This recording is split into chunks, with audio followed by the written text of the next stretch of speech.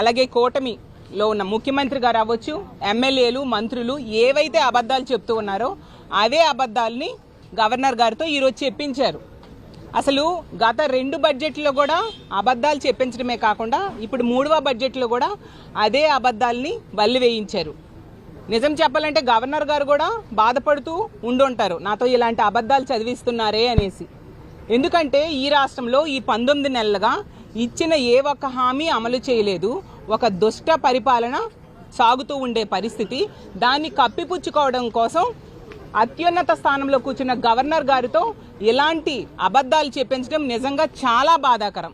ఈ రాష్ట్రంలో ఈరోజు తీసుకుంటే ప్రజాస్వామ్యం అనేది లేదు, శాంతి భద్రతలు లేవు, అభివృద్ధి లేదు, సంక్షేమం లేదు, ఉద్యోగాలు లేవు. అలాగే ఉద్యోగస్తులకి ఈరోజు శాంతి లేని పరిస్థితి నెలకొనుంది.